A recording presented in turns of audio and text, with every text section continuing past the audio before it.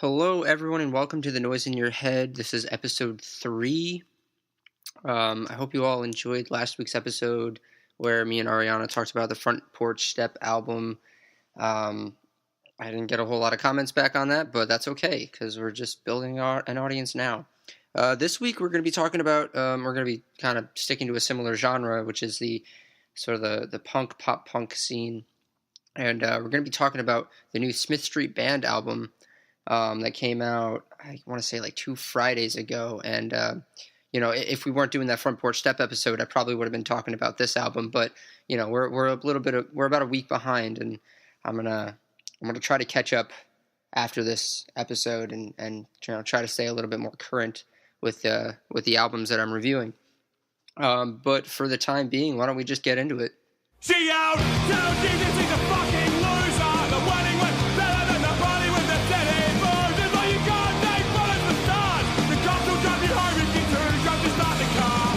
Go through late night highways, fucking heavy clouds! Grip your leg a little tighter when we started spinning outside! Motionless across both lanes, I look you and said, it's okay! We're okay! Alright, so we are directing our attention over to Melbourne, Australia, where the Smith Street Band formed in 2010. 7 years later, the band releases their 4th studio album, More Scared of You Than You Are of Me. Now, the Smith Street Band, if you're unaware, they're known for their really hard-hitting punk sound, and this new album over here sees the guys maintaining their signature sound, which simultaneously, in my opinion, works for and against them, but we'll get to that later. And they worked with producer and legend, in my opinion, Jeff Rosenstock, who coincidentally released my favorite album of 2016. If you haven't already, you should go check out Worry by Jeff Rosenstock, because it is great. But the Smithies, which they are commonly referred to as, have certainly developed sonically, if ever so subtly. Again, more on that later. For now, let's get into the meat and messages that this album presents by the honest writings and bombastic delivery by frontman Will Wagner. And back and back for the city! Sometimes coming home feels more like leaving. Whoa. Now, Will Wagner is quite a songwriter, and I'm not going to lie, it took me a while to recognize it, which I guess is the purpose of this podcast, to let me flex my muscles in recognizing talent when I see it.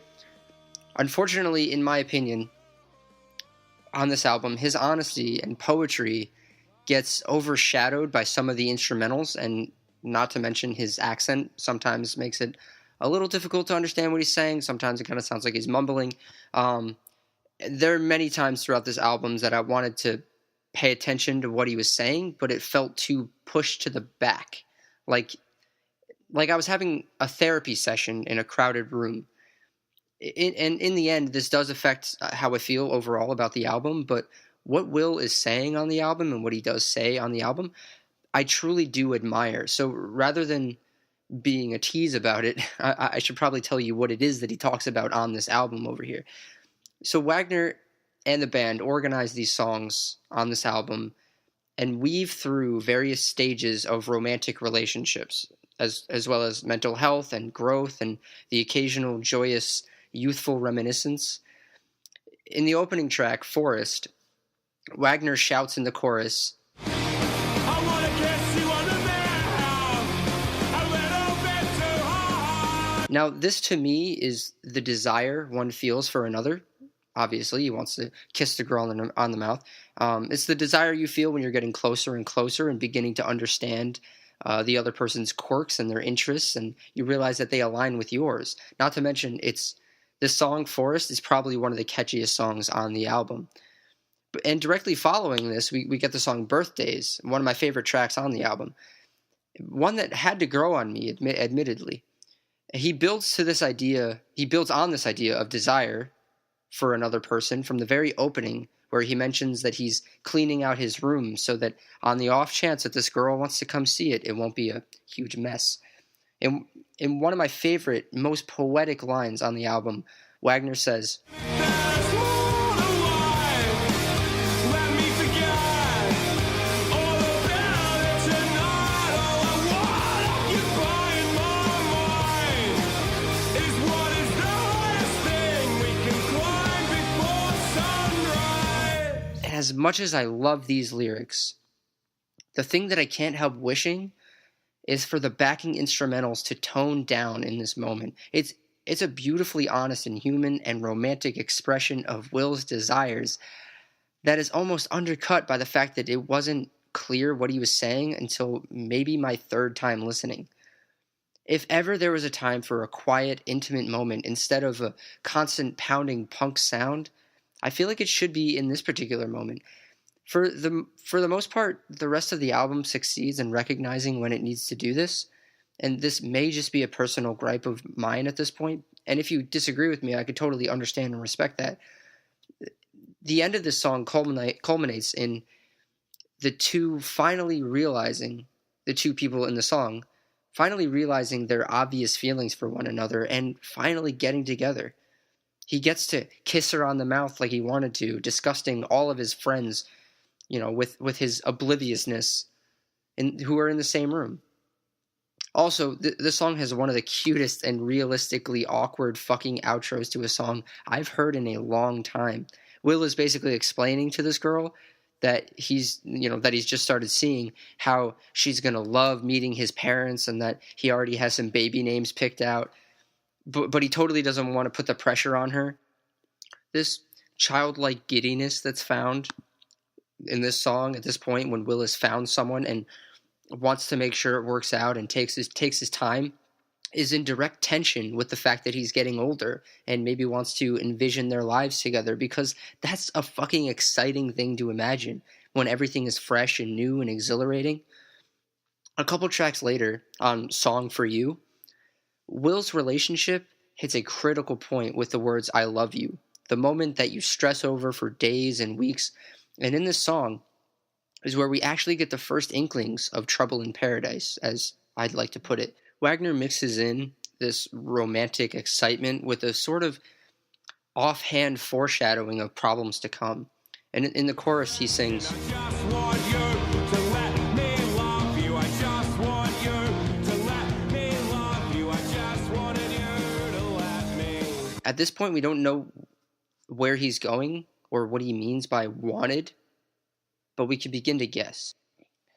In the next song, Passonia, we get a somber beginning with an apology of sorts to this person for potentially being melodramatic, being depressed, and we get a line in here that breaks my heart to hear. What Will says, I'm just a pretty sad person, and if what's a real place, and I don't look up from my phone, cause I know I won't see your face, and it's pathetic. This is a song that focuses on tension between breaking away from sadness and being pulled in by it, and to me is a meditation on the rough patches that relationships often bring us and the sadness that hangs over you when you and your significant other are in a fight together. Making things that would normally be funny, or at the very least entertaining, seem pretty bleak. Will is no stranger to singing about insecurities and struggles to find happiness, but this song, at least the way I read it, gives some context to his feelings of unease that he's experienced throughout certain periods of his life. Now, this unease and discomfort with life surrounding Will extends into the next track, Run Into the World, which is a nice change of pace from the loud punk sound. It draws back into a slower groove, building and building to its climax, focusing more on the same themes, but with more emphasis on self-destruction and self-doubt and learning to work through such things. This song is probably one of my favorites on the album. It's got this slow rising intensity into these soft vocals from Laura Stevenson, a fantastic vocalist, and just super explosive finale at the end.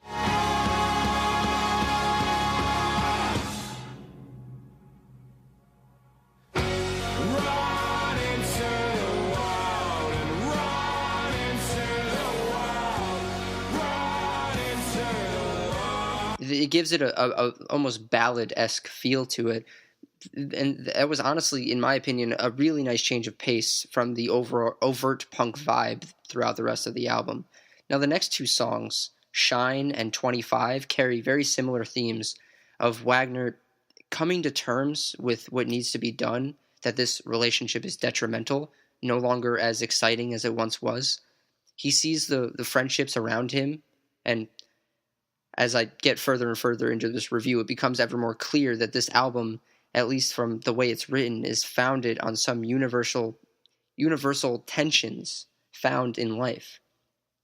In Shine, we see Wagner waxing on about not letting this person or these people block his rays, that he will break through this depression and cynicism and be happy. He'll be the happy person that he wishes to be. And on 25, he really breaks down the solution in what seems like a moment of clarity, in which he says, If I can't see future for you without evil, future for me without you will only make it better. So I start hoping and I stop smoking, because the ducks are in a row and this is my best chance to get my shit together. However, this almost falls into the same problem as way back on Birthdays, where we have this poignant moment lyrically that just feels woven into the instrumentals rather than existing outside and accentuating the message. I personally like to look at these sorts of things and look past them. But someone more inclined to let this affect the review or rating might not be as willing to let something like this go, so long as they're in agreement with me. He takes a step backward in the next song, titled "It Kills Me to Have to Be Alive." Now, based off of that title alone, we could already guess what themes this song is going to be exploring. Here we get Will giving us an especially personal account of his mental stresses. There's a line in there about not being sure if he's actually loved by anyone around him. And though I can't say for sure, it sounds as though this is coming from a time in his life, maybe post-breakup, and his doubts about life and the future begin to manifest more tangibly. And as mentioned, Will is no stranger to songs about depression, but this one seems to be one of his most open and direct. And like I said, I read this album to be carrying a theme throughout of romantic relationships beginning and ending, but perhaps this song is meant to act as something quite different. I'd be interested to see what others think about this, or to even hear what Will has to say about this song himself. And skipping ahead a little bit, we have the song Young Once, where Wagner is looking back on the relationship, and I read this song to be almost realistic in its approach rather than emotional. It seems like this song came about after enough time had passed and he was able to take an objective look back at the loss that he went through and think about it in equally poetic and understanding terms. At one point in the song, he sings, What if I was right for someone else? And what if I never learned how to live with myself? And what if when I leave we find someone that completes you? Will that change anything, or I'll turn back into a bad I'm so used to? Anyone who's gone through a breakup will inevitably go through these questions as the months and weeks go on. Also on the song, Wagner gives my favorite vocal performance on the whole album, actually. At the end, where the chorus plays out again and again, he waves his voice in just a super impressive way. I'll just play a little sample of it right now. Something about it felt important, and we were happy once. So is everyone. I guess I never realized it was so important. Finally, we get to the last song on the album, Laughing or Pretending to Laugh, which in my mind solidified what I was going to discuss in this review because, well, it's a quiet, soft reminiscence of a true story that happened to Will during some time he spent in New York. And rather than go through the story with my words, I'll just tell you exactly what Wagner said himself. He said this. This is about a very specific time with a girl in New York on the first tour I went on after this breakup, and I was feeling all fucked up. Then this girl I've always had a crush on from Australia was at the show, and then we ended up sleeping on the roof of her apartment building in Brooklyn, and I felt like I was in an episode of Girls. It was just so cool and romantic and fun, so I was sort of trying to describe that giddy, delusional feeling of exhaustion when you've stayed up all night with someone and you feel like this could be the start of something cool. You can't stop thinking about them. Your t-shirt smells like what they smell like. All those beautiful things. I literally wrote this song sitting in the van, looking in the rearview mirror as this girl's apartment building disappeared behind me. Now, the ending of this album hits home the message to me of the cyclicality of relationships and of life in general. It's easy to feel disconnected from the world when you're both in a harmful relationship and when you're just getting out of a relationship. Harkening back to that tension I mentioned before. He's right back where he was at the beginning, with the excitement of another person in his life that he could share his body, mind, and emotions with. Overall, my thoughts on this album have gone back and forth considerably. A lot of my main issues with the album ultimately boil down to personal preference. And even then, I could still appreciate what I've been given. My favorite Smith Street Band album to this day is most likely No One Gets Lost Anymore, their first album from back in 2011. However, this new one is quickly rising to a close number 2 and could even break the barrier into number 1. While the band does not venture too far off the path that they've beaten up until now, the diversity of the tracks on this album is impressive in itself, and the melodies that Wagner, with the help of Jeff Rosenstock, I'm sure, are increasingly overtaking my mind at various points in the day. If I had to ask anything of the Smith Street Band for their next album, it would have to be that they enter into some unexplored terrain for them both sonically and lyrically. Now, that being said, I can look past my desires for this album considering what they've constructed, which is a cohesive meditation on the romantic relationships and the peaks and valleys that they drag us through emotionally. They use carefully directed minutiae of life as emphasis. And Wagner has always been a songwriter that I get excited about, and this album really illustrates why. While I haven't been doing much of a rating system up to this point, I'll start right now by giving More Scared of You Than You Are of Me by the Smith Street Band a mid to high 7 out of 10. Now let me know what you think. What points did I miss? What do you agree with? What do you disagree with? Let me know in the comments. Tweet at me. Find me on Facebook. I'll get to that later. But now, it's time for this week's recommendations.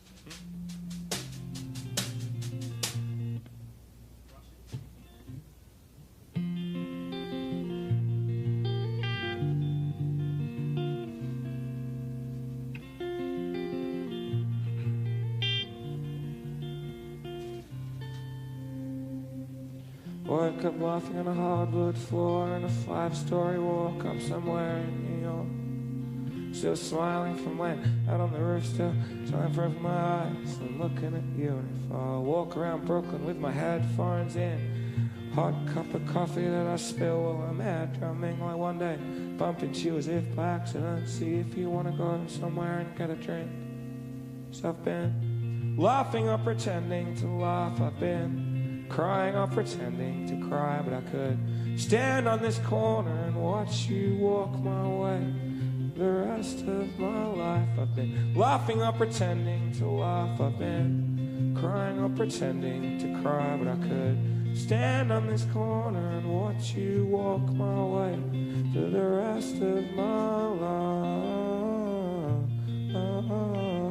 All right, I've got a lot of stuff for you guys to listen to this week, so let's get right into it. First up, we have the new album by a little band who I believe is from Boston and moved to North Carolina called Midnight Snack, and the album is titled Child's Eyes. There's a child in your heart. Can you hear him crying? Can you hear him beating on the inside of your chest? It's the sound of your dreams dying.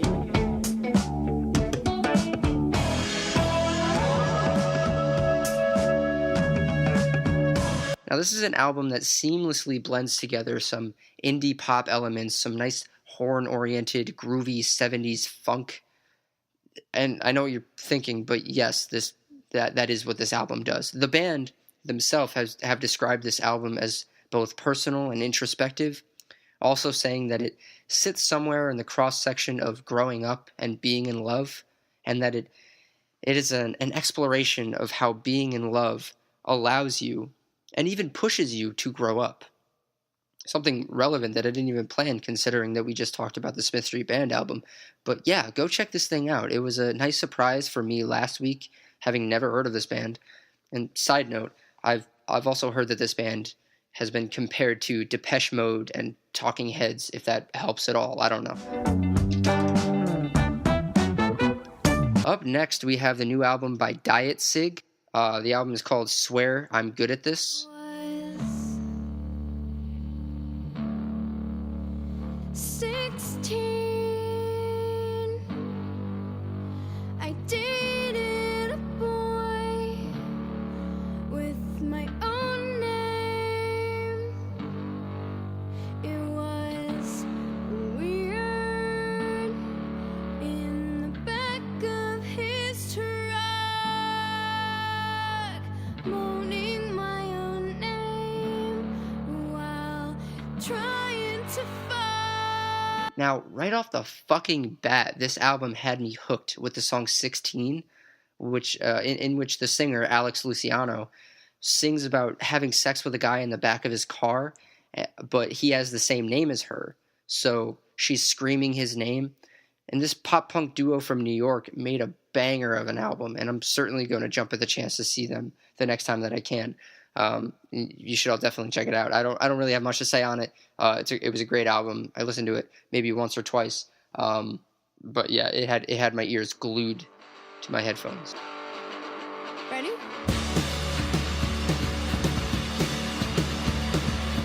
Up next, another band I just discovered for the first time, and one that I'll certainly revisit, is Happyness. That is happiness spelled with a Y instead of an I. And their new album, called Write In.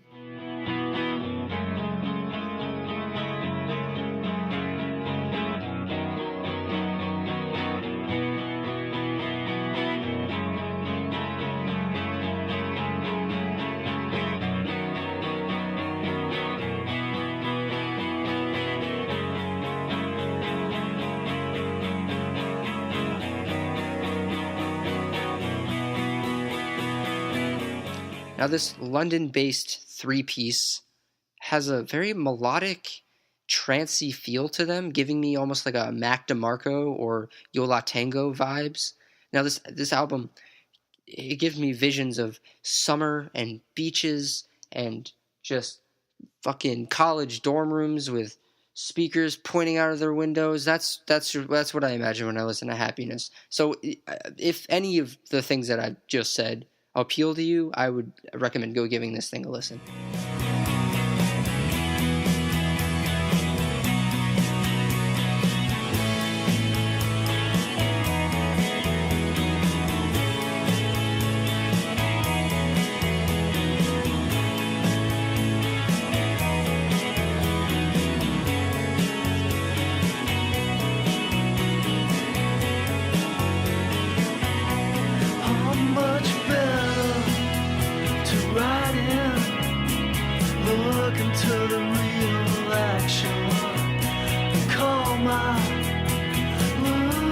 Last but certainly not least, we have an oldie, a somewhat oldie, not an oldie, but it's not a new album, but it is a greatie. A friend of mine and I were actually in a record store. Shout out to Looney Tunes on Long Island. Great record store. You should go check it out. But so we were in this record store, and we're sifting through records, and she pulls out this album that has this panda on it. And this panda's like eating something, and there's like guts and viscera coming out of its mouth. And she asked me, "Hey, have you ever listened to this?" And I said no. And she shot me a look like I was an insane person. So a couple of days later, I decided I didn't want to be, taken as an insane person. So I went home and I listened to the Honorary Title's "Anything Else But the Truth." Please don't allow your voice to fade and fall so weak to fall to blame, to give yourself reason for an end.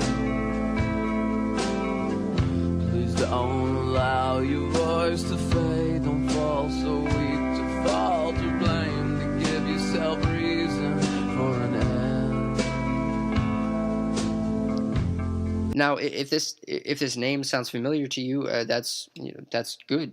It's very good. This album came out in 2004, actually, over a decade ago. Wow, it's hard to imagine that 2004 was over a decade ago. So this album came out in 2004, and I immediately was kicking myself for not listening to this thing earlier. The Honorary Title is an alternative indie rock band from Brooklyn, who I'm sad to say no longer exists. But I really wish that they would make a comeback or something, because I want them to pull an American Football and just release an album out of nowhere. So this band began with their singer Jared Gorbel, and he fucking kills it on this thing with his vocals and the lyrics. We have the things you typically expect in an indie rock album from the early 2000s, as well as some synths and organs and pianos. And a lot of people have compared these guys, and I would too, compare them to Bright Eyes. They work in a lot of raw emotion with a lot of pop melodies and hooks. These guys are just great. So maybe I'll have to go pick it up on vinyl next time I'm at the store, and you should too, for that matter. Slowly in volume when you wake up with your family gathered around. Remember that our love was true. There will not allow you to destroy yourself. All right, that's about all the recommendations I have for you guys. I mean, I could tell you to listen to some more stuff. I mean, Mac DeMarco, I mentioned Mac DeMarco. He put out a couple new songs from his upcoming album.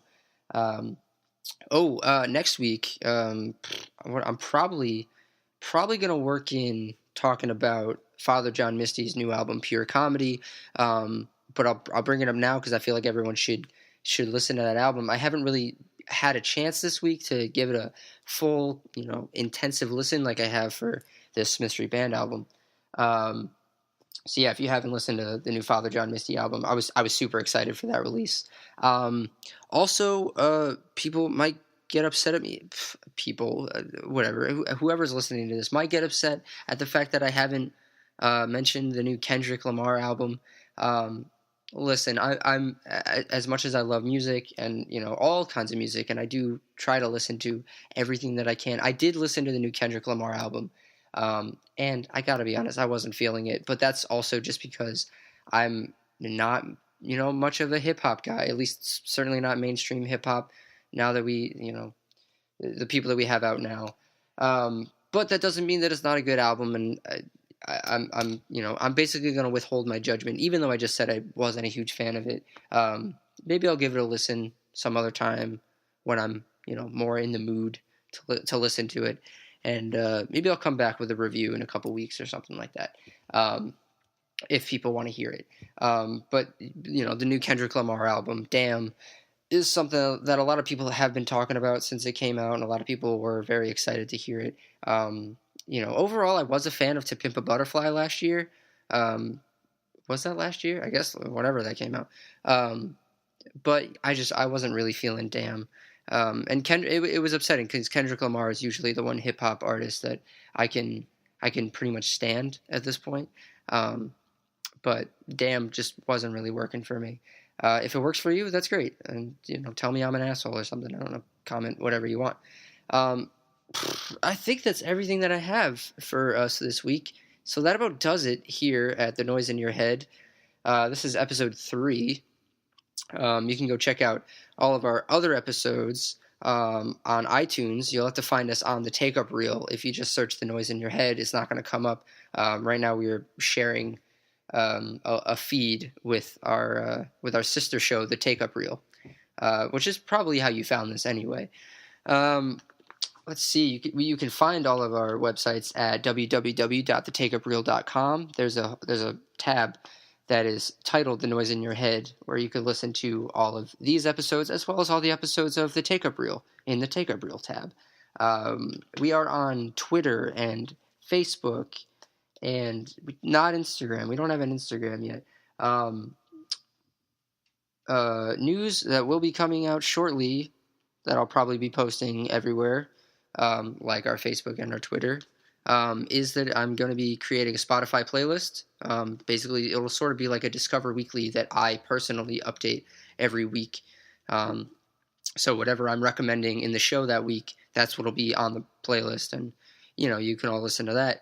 Basically, I'm just making your life a little bit easier and mine a little bit harder. Anyway, I'm out of things to talk about, so that'll do it for this week on The Noise in Your Head. Give all those things a listen, and I'll see you guys next week. To laugh, I've been crying or pretending to cry, but I could stand on this corner and watch you walk my way for the rest of my life.